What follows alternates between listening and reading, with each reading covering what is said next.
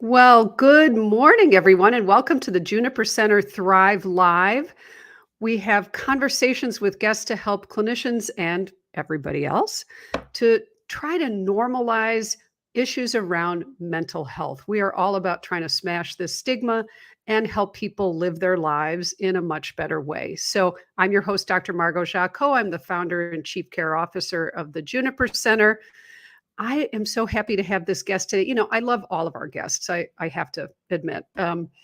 This conversation feels really timely to me because we've been working on this within our practice. I know lots of organizations are trying to do trainings around DEI issues, and we're going to unpack what all of that means. But I'm so happy to have our guest today. Today we have Reketta Peterson. Reketta is a licensed professional counselor, a perinatal mental health therapist, and a BIPOC health equity consultant. That means Black, Indigenous, and people of color, if anyone is not familiar. She is a trauma-informed health equity consultant and interpersonal neurobiology educator with a background in virtual wellness facilitation. Through her company, RSP Consulting, LLC, she helps small and mid-sized organizations rev up their equity and inclusion initiatives. Reketta is coming to us all the way from Alaska, which it's like, dark 30 or 6 something there, maybe 6:30, I think. So it's 3 hours earlier. So thank you for that, for getting up and being willing to come and talk to us today. Welcome, Reketta, and to everyone joining us this morning. Welcome to the Juniper Center Thrive Live.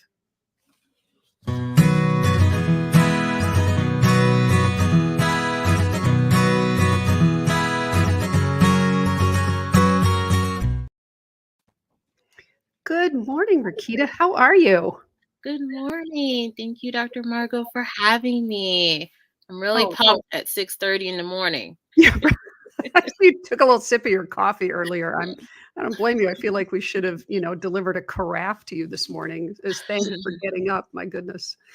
So this, again, the topic that you're here to talk to us about today is, I think really important. And you know better than I do that DEI is really big right now. And of course, I think some folks are concerned that DEI initiatives are kind of a flash in the pan and that people are going to give kind of a courteous nod to it, but not really take it seriously, understand the necessity, or do an ongoing effort within their businesses or their practices. For us, it's a practice, but within their businesses. So you're nodding your head. Yes, clearly that's kind of your impression as well. So before we dive in, if anyone is here today and would like to say hello, we always love to hear from you. You can say hi in the chat, the comment section. We would love to hear any questions, comments, or just a quick hi would be great too. So, Reketta, so you have been working for a while in this space, it sounds like. Can you tell us about your work as a mental health professional and how you segued into the work that you're doing currently? Yes. Well, for me, I got into this field thinking, well, I love to give advice. Why not get paid to do it? Right? Little did I know there's a lot more to that, a lot more Mhm. training too. So, for me personally, I think there was a lot of growth in getting out into different training programs and environments, but I didn't see people that looked like me. I would be like that one BIPOC, Black and Indigenous person of color, in a sea of white professionals. And I was thinking, what are these therapists or other mental health professionals going back into? I mean, do they have BIPOC clients? Are they able to see their clients the way that they need to be seen? Because from a professional and personal standpoint, I found that it was so hard to relate or get my therapist or my mental health provider or any healthcare provider to relate to what I was going through. You know, Rakita, I wish that was not the case, but I think it is. And I had an African American gentleman that was a client of mine, and we talked a lot about race in our conversations and how, I just let him work through a bit with me about how much I don't understand him. And Mhm. I couldn't argue that. I wasn't gonna sit back and say, "Well, of course I do," or if you just tell me about no. And he was talking about how our theories absolutely were not built around people of color. So, this is a real thing. So, yeah, you struggled with that with your own therapist. So that inspired you then to do what? Inspired me to, and I also want to point out I'm a mom of 3, and so what I found was, I experienced postpartum depression, Mm. postpartum anxiety, and things like that, and so in my own healing journey, I was like, "Well, you don't quite understand that racism is something that I endure on a daily basis, so I can't just think it away, file it under the, 'Is this a worry thought, or am I planning this?'" There's nothing I can do with that in terms of some of the treatment modalities that are out there and that were conceptualized by white men, cis white men. And so for me, it was trying to go out here right now and explain there's a lot more that we can do to get to the actual, I guess, CBT components, if I can name that. We can name a lot of components, but the first thing is creating safety in the office, in our practice. That is so important to name. And so, what would you suggest and first of all, thank you for sharing that you struggled with your own postpartum issues and anxiety. And, I had a long history of anxiety when I was a younger person. And I think we just have to be talking about these things. It's part of how we get rid of the stigma is many of us have these issues and we have to talk about them. So I appreciate you saying that. So, I mean, clearly racism it's a structural issue. Right. It's absolutely an institutional, structural issue. And you see that, I would imagine, all the time. You see it in healthcare despite people's best intentions. So, can you just talk a little bit about how you see that in healthcare in general? And then we can dig in a little bit more. Sure. I'm going to start with naming something. Your keyword was despite people's best intentions. When you get into the helping field, a field to help others, you would love to be that person that helps someone else, but perhaps you just don't know how to help someone else. That's a huge one. And so, what I'm finding is a lot of people don't have that social emotional component that I guess they're now teaching in school systems, the SEL. And we missed that opportunity. So I'm going to go back in Mhm. and just give a brief overview to healthcare professionals about that. So you named it. And so to continue to answer your question, what I noticed was people feel stuck. They can't move. They're like, well, what do I do? And racism is structural and it's systemic. It's in our policies, it's in our procedures, and I'm naming this for healthcare specifically. We see that 60% of the deaths that are coming from Black moms could have been prevented. So, most of that, the CDC says, is coming from people having internal biases. And so when that happens, you're thinking, well, how do we get rid of that? Because 60% is a huge chunk. If we can, mitigate that, get 60% of people on the ball in terms of learning how to relate to people and have these empathetic talks, we could be going in a better direction than what we are right now. Right now, the US is at a level of a developing country when it comes to maternal health.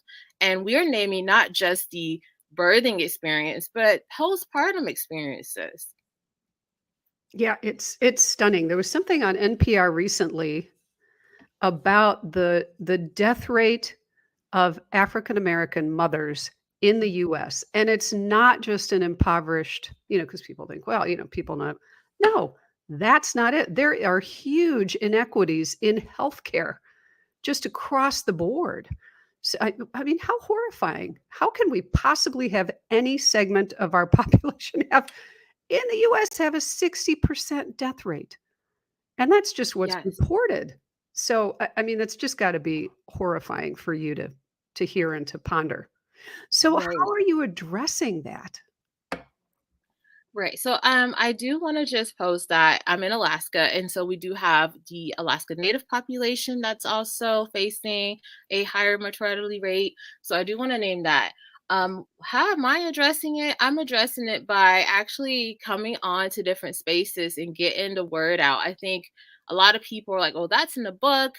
That's on the CDC website. It's not in my face." I'm putting it in your face because that's important to name first and foremost. Because once you are aware, you start to do more digging and you're just like, oh, this is not good. How can we help? Everyone wants to have a conversation, I think. I want to Mhm. believe that. Truly, I do.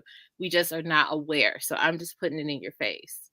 Good. Thank you. Please keep putting it in my face and everybody else's face because our faces need it, especially our white faces, I have to say, right? Our faces absolutely need it. So, I think about in our practice, we have a large LGBTQ base of clients whom we serve, and also a large number of our staff members are part of that community. So, when we think about um, what is it that makes someone culturally competent, Mm, right? We think about, well, are you a part of that community? Okay. All right. And so, do we have enough people who are a part of that community who can understand, who look like, who seem like, are they queer? Are they transgendered? Are they non binary? Right? We've got all of that covered. And I can tell you that just because somebody is a part of that community doesn't even make them culturally competent. Right. mm, So that's myth number one. So practices feel like, if I just hire people who are in these categories, in these classifications, I need people, I need BIPOC people, I need queer people, I need, right? And it sounds like you really agree with that just having people of color within our practice, just like just having queer people or trans people in our practice does not necessarily cover all of the bases.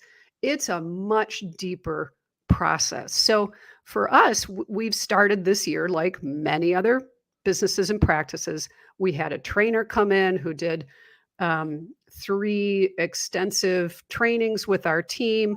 We read How to Be an Anti-Racist. We've done all kinds of, we've done like the typical things that people are doing. We have some folks of color on our staff, but it feels like there is just so much more to do for us to really serve these folks who are coming to us in a competent, compassionate way. And you do talk about how important it is for people to look like their therapist. There is something in that. mm. So, what would you suggest for practices for businesses and companies that want to really try to dig into this? Again, I mean, for folks who want to run a video and say, now you're trained, like they're not even going to watch this. But right, Yes, right. Dr. Well, let's Berger. say folks who really are interested, like really want to do something right here. Mhm. What should they or we, I will include us in that, what should we be doing? Yes, I love that question. And you said so much. It was so rich. Oh, I got excited. So, first and Mm, foremost, this journey, anti racism work, there's no endpoint. It goes on forever because it's so structural, racism is, and systemic. And so we're just chipping away. Our generation, we won't see much happen, but we are moving the needle. And so much like a marathon, you have to pace yourself and it has to be ongoing. We're just going to keep going from there. I do want to say, in my experience, I think individuals that have privilege, it's for them, they look for something that's like instantaneous. Oh, we fixed the problem. No, we haven't fixed the problem. And so just being aware of where you stand in that. Am I someone that wants to be one and done? And what does that mean? Do I not like sitting in discomfort? A lot of us don't, right? And so and we I don't like to admit that we don't know. right. And I do want to touch on something. First of all, I feel like when I went through graduate school, we had a multicultural class, of course, and it was centered around a white gaze. Because I was like, well, I feel like I'm multicultural. Why am I in this class? And why am I trying to learn things about what I already know? It wasn't quite centered around the experience of being equitable and inclusive. It was be tolerable. It was when I was in there, and this was only like 7, 8 years ago. It was like be tolerant of people's cultures, you know? And I was like, interesting, because I think there could be more. So now that we're out here in the world and everyone's having a business or a practice, we focus on the diversity. We have a body, we have a trans body, we have a Black trans body, but are we actually sitting down with our employee? Are we taking the time to get to know their experience? Are we heavy on the E and the I in DEI? Mm. Right. So diversity, equity, and inclusion. So we may be great with the D. We've got the diversity. We've got the people who look a particular way, look a certain way. But are we paying attention to what is equity? Will you take a moment and just describe equity? But before we do that, Joe, thank you for that. That Joe said, TJC, that's us, the Juniper Center, cares so much about inclusion and is such a haven for LGBTQ clients and staff. Thank you, Joe. That's really sweet of you. I appreciate that. So, anyway, back to the question, Reketta. Can I have you dig into that? So the E part and the I part, and what does that Mhm. really look like? Not just, oh, we're doing DEI. What does that Yes. really look like? So it's digging in with people, asking them about their experiences. What else would that be? So it's going to depend. And I say this all the time about where you are located, because honestly, different regions have different things going on. I know up in Chicago, you have things going on with just the gun violence, and I don't know if people come into your center feeling unsafe and wanting to get that off of their chest as well, where that experience is not here in Alaska. We have different Mm, experiences here. Our For example, birthing persons, they have a higher rate of postpartum depression because we don't have that sun during the winter. So just different ah, experiences that I have to name. So it would definitely be having conversations with my staff and asking them what they need. That is being inclusive and seeing them for who they are. I think that is the equity piece. We have a question here. we do. Right. So that does sound like the equity. So part of it, the inclusion is making sure that we're just sitting down with the people who are around us and having the conversations about their specific experience. And yes, we have people come in who are very concerned about the gun violence in Chicago. I Mhm. know people who absolutely refuse to go into the city anymore. They live in the suburbs, they live out in the country, absolutely refuse. And what a shame, right? Because it's part of what is fantastic about this. We're not here for the weather, right? I Mhm. mean, we do not live in the Midwest in Chicago for the weather. I will tell you that. However, right, there's so much great culture. There's so much great theater and music and all kinds of things that now people can't access it anymore because they're afraid. And so, yes, gun violence. And it's this stuff that's like, I think of it as the ticker tape, right? That we're reading all day long in our psyches, that our nervous systems are responding to all day long. Politics, gun violence, all of this kind of stuff, racism, classism, homophobia, all of that. And so it's just those multiple layers. That's frequently the folks who are coming to see us. So Jennifer did say, I'm curious, do any countries have systems that are not racist, or is this a worldwide problem? How can I, a fairly privileged white woman, do more? I'm a teacher and would love to think I can do more. Thank you, Jennifer. What a great question. Mhm. I love that question, Jennifer. So thank you so much. I think I want to address that. Um, Anywhere that a country has been colonized, there will be systems of oppression, simply because that's just how the setup was. So I do want to name that. Yeah. And I get this question all the time: what can I do? What can I do? I think it's starting with inside of you, doing a temperature check. So you're watching this right now or listening to this. Are you feeling activated? You know? And thinking about, okay, so what does this mean? Do I feel activated because there's some resistance, or do I feel like pumped and ready to go? And I do want to say the anti racism work, it can look differently every day, every day. So, for example, we don't have to go out and march with our signs and everything like that. That's great too. But we also need people to help with policies that are in place at your local municipality or state level, federal level, all of that. We need people there. You can just simply listen to a podcast, and that's educating yourself, and you educate your children or others around you. Everything that you do is important to name, because I think what we're doing is looking at, I can't change the system, but small measurable steps, you're changing something. You're sparking something, and that's important to name. Yeah, I love that. Right. I think of us as, um, we're the foot soldiers, right? Yes. And so if we do one thing at a time, and as we read the book, How to Be an Anti-Racist, the thing that came up over and over again was that same question. Well, what can we do? I feel powerless to impact policy. Mhm. Right. So we, as a practice, sat around and thought about, well, how can we? Because not everybody wants to go into the city and protest, because people aren't going into the city anyway because of gun violence. Right. I mean, this is the catch 22. Um, but so to be able to do something. So if you were to talk about, if somebody does want to do something to impact policy, and again, I'm sure it's regional, right? What you might do is different than what we might do up here in Chicago. But what are some thoughts of what people can do to affect policy? Mhm. So, my first question is, where are you at with your practice?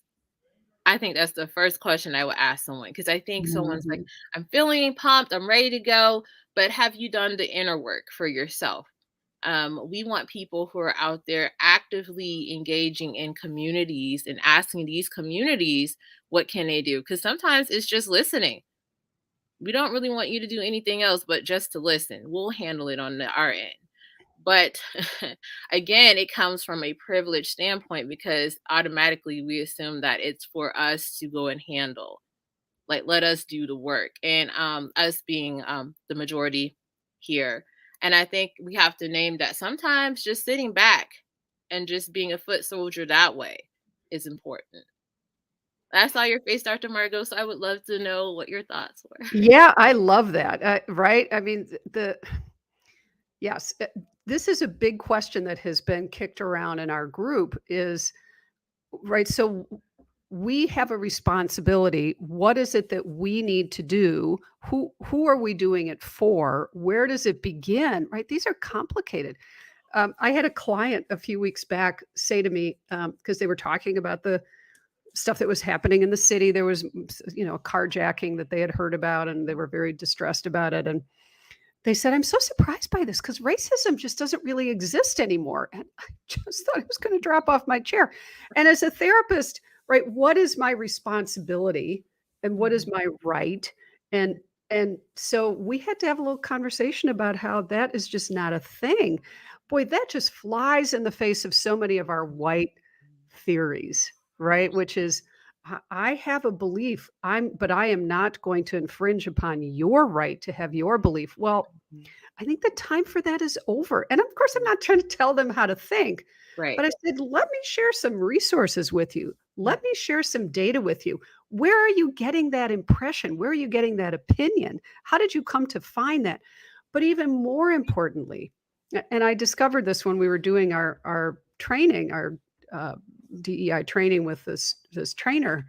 um, I was trying to lead the group into a conversation and try to help it make a safe space. And I said, a lot of times it might be an innocent mistake that somebody's making.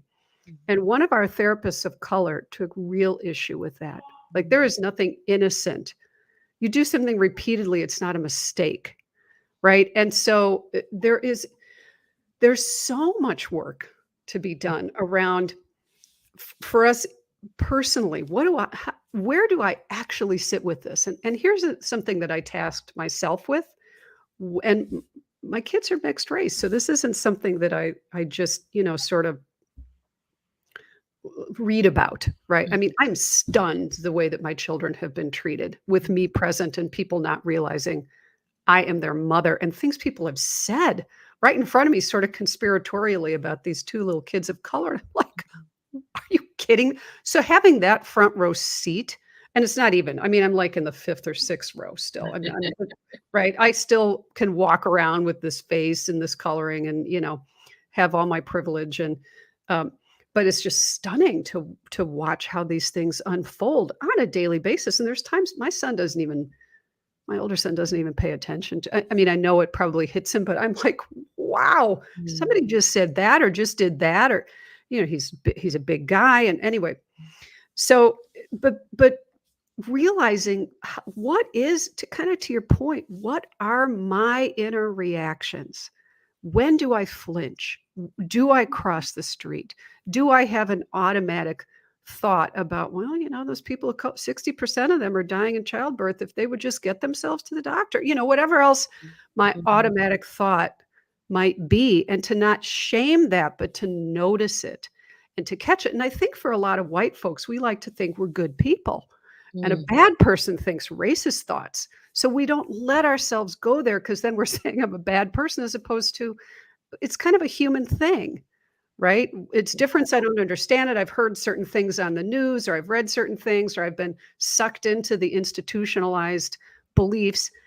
And we've really got to catch those and challenge those. So I love that you said that. I love that you brought that up. That's where it starts. And then if you can do policy work, write to Congress people, Yeah. most of whom are white, all of Mm. them, you know, in Springfield, I think here many of them are, Mm. and certainly in Washington.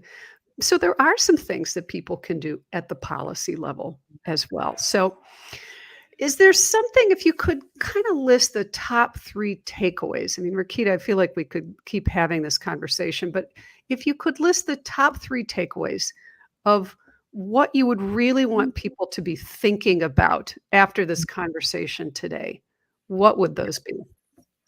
I want to start off by saying where you were leaving off, there's a difference between saying I'm not racist and participating in anti-racism work. There's a difference. Because anyone can say they're not a racist. I mean, I'm assuming that people bestow that title upon them without doing the work. And so I do want to name that. So if you are in the actual practice, you're always continuously trying to learn something and think about things. That's what we named today in this conversation. Number two is that only 3%, there was a study done, only 3% of Black employees want to go back into the office. 3%. And so, like I said, you might say, I have an amazing staff, diverse staff, but they probably don't even want to show up on Monday morning. So we have to think about that too. And that would be my takeaway. Like, how are you engaging your BIPOC staff and your staff that are intersectional? And lastly, I would say, narrow it down. You don't have to go and save the world right off the bat. We have to chip away at this, and this is a marathon, and we want everyone to keep going. And in order to do that, we have to pace ourselves, be in community, and really just continue to learn from each other. I love those. Those are great. I so appreciate you taking the time, especially now you are at 7 o'clock your time, as I think, because we're almost at 10 o'clock here. So I very much appreciate that. And I appreciate everyone who has come on to watch today. If someone wants to connect with you, Rakita, how can they do that? Because this is part of what you do. You help communities and organizations start and continue to do this work. So you and I, if you're open to it, I'd love to stay connected with you, because I Mhm. think we need this ongoingly for our practice. But if folks wanted to connect with you, it looks like they can follow you on LinkedIn. What's the best way for people to reach you? Yes, best way is to go onto my site. I do have a form, and that's right there on the screen. You can fill out the form, and I can see how I can better serve you in your practice. Fabulous. That's great, because we do have a fair number of practice owners who watch this after Mm. the fact. They're taking their kids to school or seeing Right. clients this time of day, but lots of folks do watch this afterwards. Or if you're not a practice owner, it sounds like you do this with businesses of all kinds.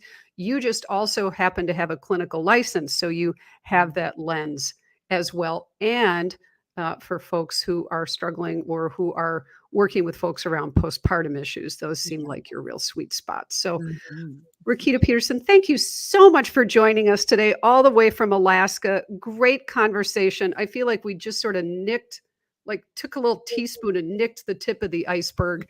So maybe we can connect again and I'll update you about what we're doing here. And maybe we can have another conversation for folks down the road. I would really appreciate that. Me too. Thank you for having me, Dr. Margot. Oh, thank you. It's just Margot. Thank Okay. you so much, Reketta. Much appreciated. And thank you all for joining us today. We do this the first Friday of every month. We are all about trying to help people live their best lives, break down stigmas, whether it is mental health, race, class, um, gender, sexuality, all of those. We welcome it all. So thank you so much, everyone. Have a wonderful weekend. Have a great day, Reketta. Thank you. And thanks to Shaws of Integral Talk, our producer of these shows. Be well.